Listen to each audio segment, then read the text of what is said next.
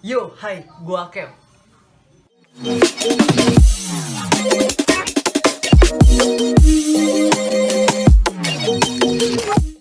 Oke, di video gua kali ini gua mau ngevlog. Bukan ngevlog sih, tapi kayak presentasi gitu, terus di videoin. Lu tau gak sih? Jadi kayak tugas dosen gitu. Karena perkuliahan akhir-akhir ini diliburin, jadi gue dikasih tugas suruh buat ngevlog. Nah, jadi presentasinya itu tentang perekonomian Indonesia di masa Orde Lama, Orde Baru, sama Reformasi. Gua sama kelompok gua sepakat bahwa kita bakal ngetek di rumah masing-masing. Jadi tadinya sih kita mau kumpul-kumpul bareng, terus kita ngetek itu, jadi satu video itu langsung ada berempat. Jadi gara-gara gak boleh kumpul-kumpul, terpaksa ngeteknya itu di rumah masing-masing. Oh ya, sebelumnya ini kelompok gua. Oke, sun aja.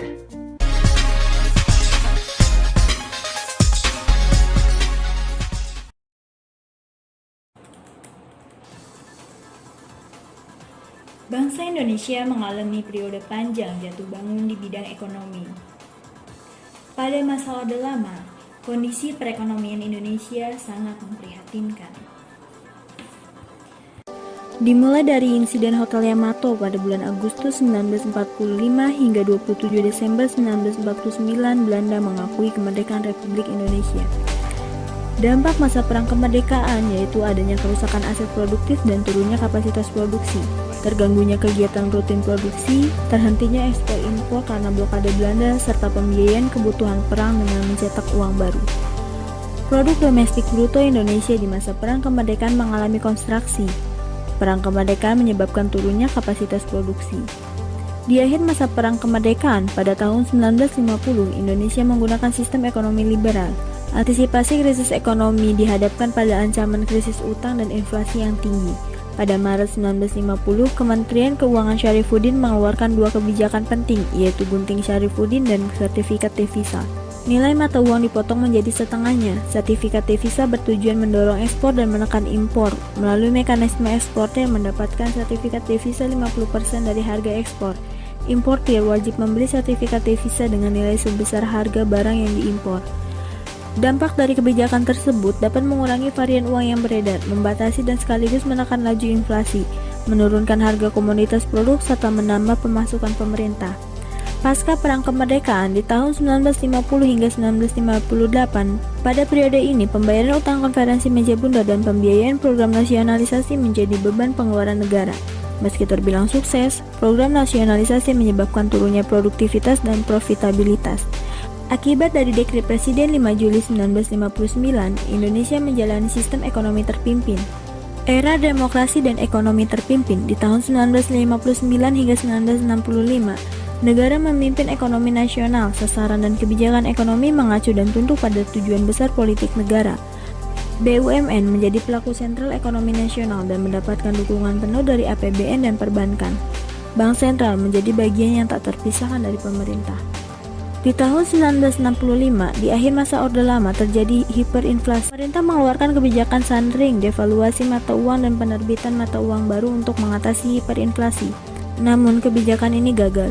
Inflasi pada tahun 1966 mencapai 635% karena tidak mengatasi sumber utama kenaikan inflasi dan defisit APBN. Berikut ini dapat kita lihat grafik pertumbuhan perekonomian Indonesia pada masa Orde Lama. Sebelumnya mohon maaf, di tahun 1945 hingga tahun 1950, kami belum bisa menampilkan grafik pertumbuhan perekonomian Indonesia pada tahun tersebut. Dikarenakan pada masa itu belum adanya suatu badan khusus yang dibentuk untuk mengukur pertumbuhan perekonomian di suatu negara. Di sisi lain, Indonesia juga masih belum stabil akibat pasca kemerdekaan. Di tahun 1951, indeks pertumbuhan perekonomian Indonesia sebesar 0%. Kemudian, di yang paling tertinggi sebesar 22,1%, yaitu pada tahun 1953. Dan yang paling terendah itu ada di tahun 1962 hingga 1963, yaitu sebesar minus 2,7%. Dan di masa akhir kepemimpinan pada masa Orde Lama, Di tahun 1966, indeks pertumbuhan perekonomian Indonesia mencapai 0,6%. Dari grafik tersebut dapat disimpulkan bahwa pertumbuhan perekonomian Indonesia pada masa Orde Lama belum stabil.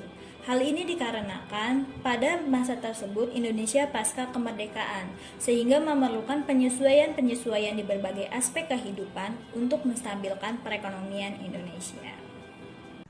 Assalamualaikum warahmatullahi wabarakatuh. Perkenalkan, nama saya Sabrina Fitriatama Putri.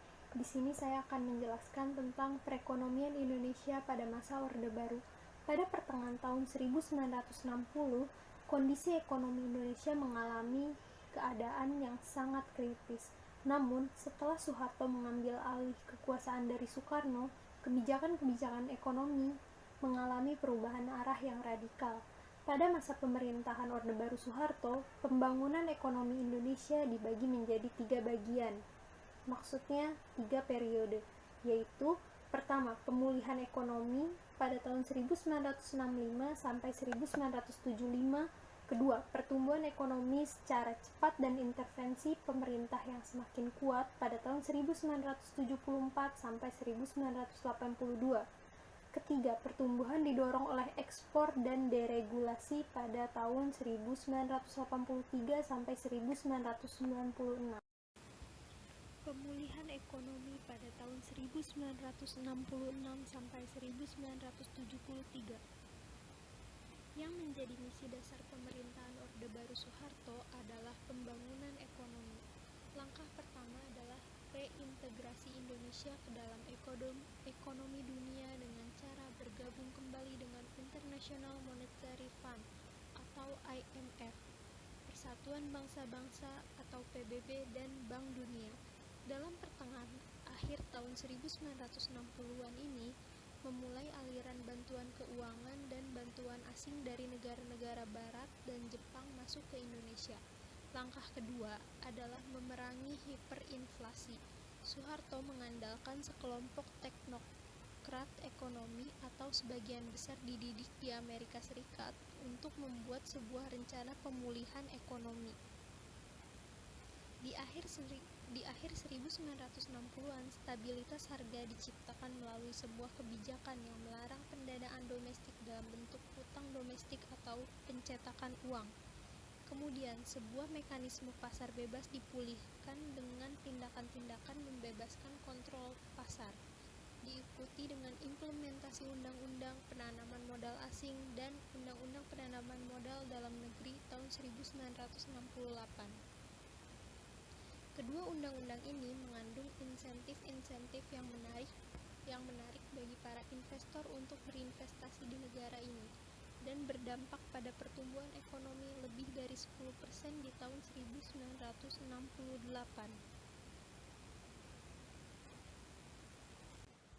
Periode kedua adalah pertumbuhan ekonomi cepat dan intervensi pemerintah yang makin kuat pada tahun 1974 sampai 1982. Pertumbuhan ekonomi tahunan yang cepat di atas minimum 5% dijaga. Fakta lain yang juga penting adalah Indonesia diuntungkan secara signifikan dari 2 oil boom yang terjadi di tahun 1970-an. Karena kedua oil boom ini, pendapatan ekspor Orde Baru, pendapatan pemerintah meningkat tajam. Ini memungkinkan sektor publik untuk memainkan peran yang lebih besar dalam perekonomian dengan melakukan investasi-investasi publik yang penting dalam pembangunan daerah, pembangunan sosial, infrastruktur, dan pendirian industri-industri dalam skala besar. Hal ini membangkitkan sektor manufaktur yang berkembang. Namun, kemudian terjadi kerusuhan besar saat kunjungan Perdana Menteri Jepang di tahun 1974 karena anggapan bahwa ada terlalu banyak proyek-proyek investasi asing di negara ini. Masyarakat Indonesia merasa frustasi karena orang-orang pribumi tampaknya diabaikan dari menikmati buah-buah perekonomian. Pemerintah merasa terguncang karena kerusuhan ini yang dikenal sebagai peristiwa Malari, dan memperkenalkan aturan-aturan yang lebih ketat mengenai investasi asing dan menggantinya dengan kebijakan-kebijakan yang memberikan perlakuan khusus yang menguntungkan penduduk pribumi. Naiknya pendapatan pemerintah yang didapat dari oil boom pertama berarti pemerintah tidak lagi bergantung pada investasi-investasi asing, dan karenanya pendekatan intervensionis bisa dimulai. Periode ketiga adalah pertumbuhan ekonomi didorong oleh ekspor dan deregulasi pada tahun 1983 sampai 1996. Waktu harga minyak jatuh lagi di pertengahan 1980-an, pemerintah meningkatkan tindakan-tindakan untuk mendukung pertumbuhan yang didorong oleh ekspor, seperti pembebasan bea cukai, impor, dan pengulangan devaluasi rupiah. Sektor lain yang juga terpengaruh oleh tindakan-tindakan deregulasi yang mendalam adalah sektor keuangan Indonesia. Bank-bank swasta baru diizinkan untuk didirikan, bank yang sudah ada bisa membuka cabang-cabang di seluruh negeri, dan bank asing bebas beroperasi di luar Jakarta.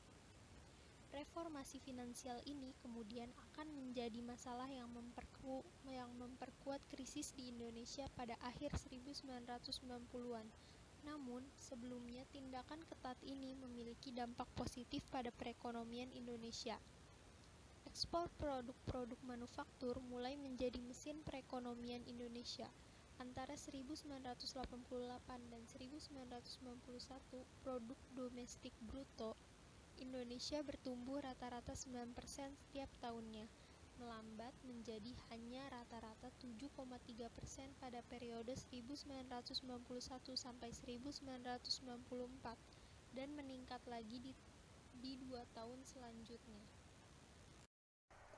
Nah, penjelasan di atas merupakan gambaran positif dari perekonomian Indonesia pada masa Orde Baru. Perekonomian pada masa Orde Baru memang berkembang dengan cepat, dan bersama dengan itu ada perbaikan-perbaikan dalam pembangunan sosial, walaupun dalam kecepatan yang lebih lambat. Secara khusus, pengurangan kemiskinan absolut adalah pencapaian pemerintah yang sudah luar biasa. Di pertengahan tahun 1960-an, setengah dari populasi Indonesia hidup di bawah garis kemiskinan, namun pada tahun 1996, angka ini telah berkurang menjadi 11% dari populasi di Indonesia. Walau begitu, gaya pemerintahan Orde Baru mengimplikasikan konsekuensi berbahaya yang akan memuncak pada krisis finansial Asia pada akhir 1990-an. Assalamualaikum warahmatullahi wabarakatuh. Di sini saya Neneng Nur Anita. Saya akan menjelaskan tentang perekonomian Indonesia di masa Orde Baru. Yang pertama adalah B.J. Habibie. B.J. Habibie adalah Presiden nomor 3 Republik Indonesia. Dia hanya menjabat sebentar. Walaupun hanya sebentar, B.J. Habibie berhasil menyelamatkan Indonesia dari krisis moneter pada tahun 1997. Dia hanya menjabat 1 tahun 5 bulan. Walaupun hanya sesingkat itu, banyak upaya-upaya yang dilakukan oleh B.J. Habibie. Yang pertama yaitu melikuidasi perbankan yang bermasalah. Yang kedua adalah merekonstruksi perekonomian Indonesia. Yang ketiga adalah merekapitulasi perbankan dan menurunkan inflasi. Yang keempat adalah mengesahkan Undang-Undang Perlindungan Konsumen.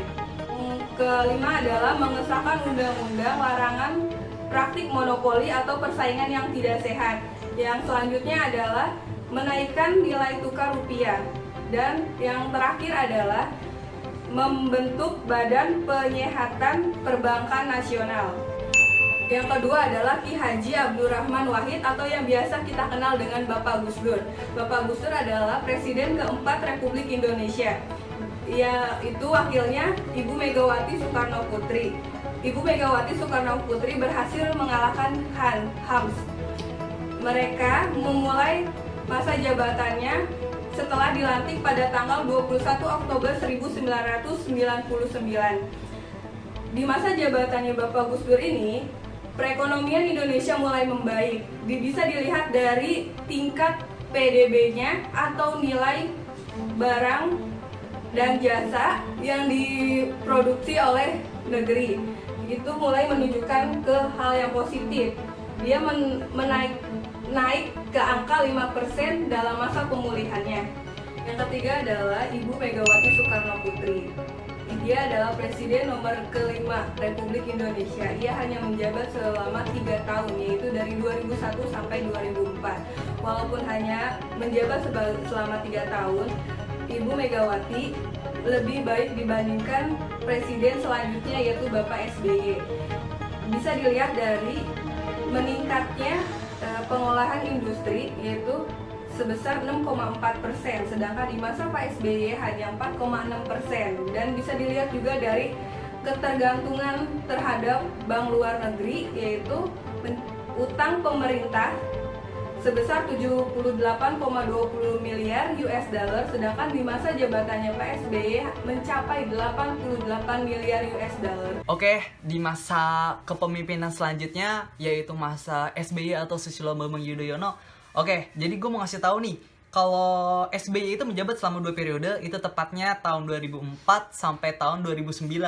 Nah, meski naik turun, jadi perekonomian Indonesia pada masanya itu terbilang cukup relatif. Tanya kenapa? Kenapa? Karena pada masa awal kepemimpinannya, itu ekonomi Indonesia itu menginjak di angka 5,69% di tahun 2005.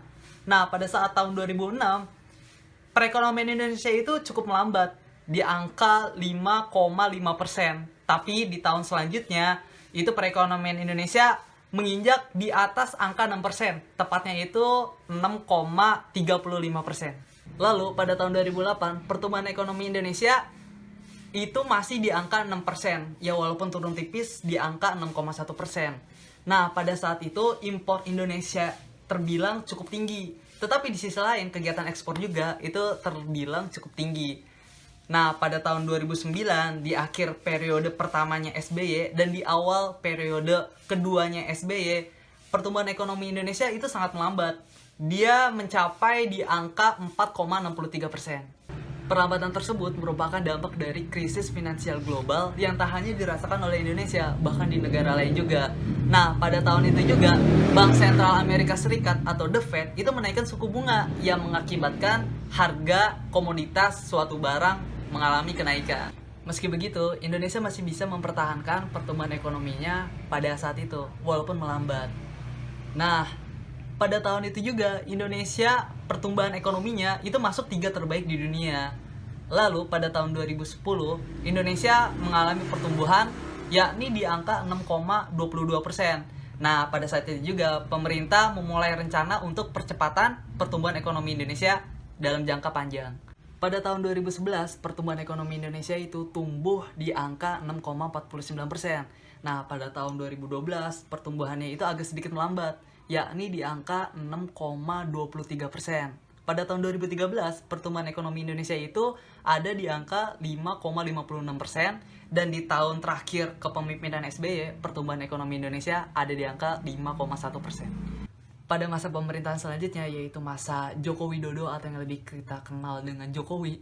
Nah, Jokowi ini menjabat dari tahun 2014 sampai sekarang. Nah, pada masa pemerintahannya, Jokowi ini merombak struktur APBN dengan lebih mendorong investasi, pembangunan infrastruktur, dan melakukan efisiensi agar pertumbuhan ekonomi Indonesia itu lebih berdaya saing. Namun nyatanya pada 4 tahun awal kepemimpinan Jokowi, itu pertumbuhan ekonomi Indonesia pada masanya itu di bawah pada saat pertumbuhan ekonomi Indonesia pada masa Susilo Bambang Yudhoyono. Tepatnya pada tahun 2015, pertumbuhan ekonomi Indonesia itu terlihat rapuh karena pada tahun itu rupiah terus melemah atas dolar dan pertumbuhan ekonomi Indonesia ada di angka 4,88%. Nah, pada tahun 2016 pertumbuhan ekonomi Indonesia itu terdongkrak jadi di angka 5,3%. Nah, pada tahun selanjutnya di tahun 2017 pertumbuhan ekonomi Indonesia ada di angka 5,17%. Dalam APBN 2018, pemerintah itu memprediksi pada tahun 2018 secara keseluruhan pertumbuhan ekonomi Indonesia itu mencapai 5,4%. Tapi nyatanya tidak. Dibuktikan bahwa pada kuartal pertama itu pertumbuhan hanya mencapai angka 5,4%. Sedangkan di kuartal kedua pertumbuhan ekonomi Indonesia itu mencapai angka 5,27%, dan di kuartal ketiga itu malah melambat dibandingkan kuartal sebelumnya, yaitu di angka 5,17%. Untuk kuartal 4 pada tahun 2018, pertumbuhan ekonomi Indonesia itu diprediksi akan lebih melambat. Prediksinya itu dari APBN 2018, karena di tahun 2018 keseluruhan, itu angka pertumbuhan ekonomi akan mencapai di batas bawah dari 5%. Oke, kesimpulannya, terkait naik turunnya pemerintahan pada masa Joko Widodo, yang saat ini notabene adalah rejim yang sedang berkuasa, mereka juga ingin mendongkrak laju pertumbuhan ekonomi Indonesia. Karena dalam berbagai kesempatan, Jokowi itu selalu menyampaikan bahwa kunci dari pertumbuhan ekonomi Indonesia adalah pemerataan kesejahteraan. Oleh karena itu, pemerintah itu selalu berupaya lebih keras untuk menjangkau pertumbuhan ekonomi yang ada di kawasan timur Indonesia, di kawasan perbatasan, dan di daerah-daerah lain yang saat ini sedang tertinggal. Oke, sekian vlog gua kali ini. Bukan vlog sih, tapi kayak presentasi, tapi di videoin. Ya gitu deh. Ya, buat Bapak dosen, alhamdulillah tugas saya sama teman-teman saya udah kelar. Dan udah sih itu aja. And see you.